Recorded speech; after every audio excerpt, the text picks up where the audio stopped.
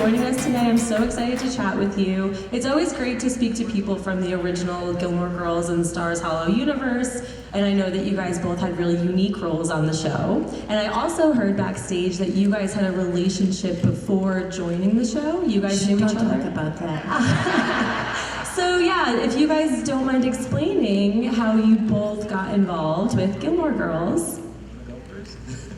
Well, how I got involved with Gilmore Girls is different than the relationship with George, which goes back to the best friend of my husband, who's also an actor. When they were both in acting school, I think they're 17. And my first job in the business, I went through the director's trainee program. And my husband was the star of a show, and I was the trainee. And so we met my first day in the business, and we've been together for 40 years. So true love can exist. His name is Lee McCloskey. He was on Dallas. He was on a whole bunch of different shows. But George was his best friend. So I met George actually on Executive Suite. But I work freelance I also directed an episode of Gilmore Girls 2, I solemnly swear. And so things just come up. Like had been doing a lot of movies. I did Hook and Jurassic Park and Point Break as an assistant director.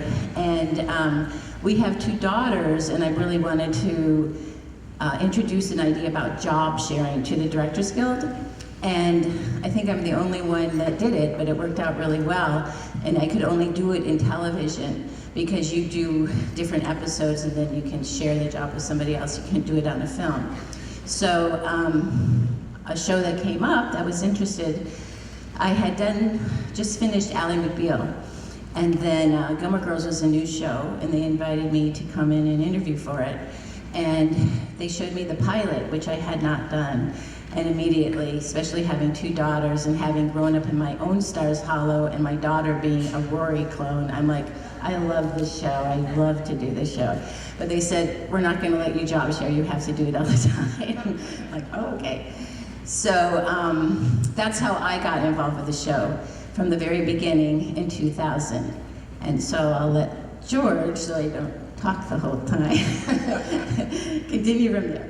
Well, just a little note, I sang in their wedding, so I was... He's an amazing voice, wow. On Broadway, just everything, he's amazing. Well, Lee and I, we met in beginning acting class, and we became instant friends, and I said, okay. He said, well, whenever you get married, I'll sing in your wedding. And so when they got married, I was actually on Broadway at the time, and I flew in and got to sing in the wedding, so... What are you doing? Were you doing Timbuktu? Timbuktu, yeah, with Eartha Kitt. He did The Wiz, he did everything.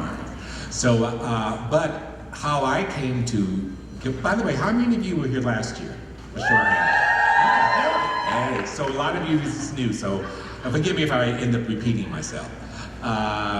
Carla was working on the show, and they were into the 3rd season, and they kept firing the script supervisor.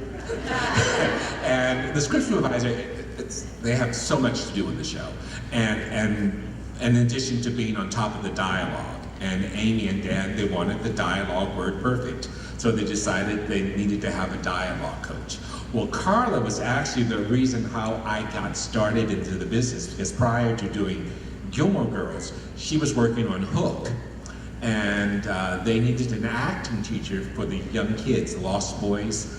And so she called me and said, they fired the acting teacher, I want you to come in and do it. And I said, no. I had never done it before, and I said, we're talking Spielberg here. No.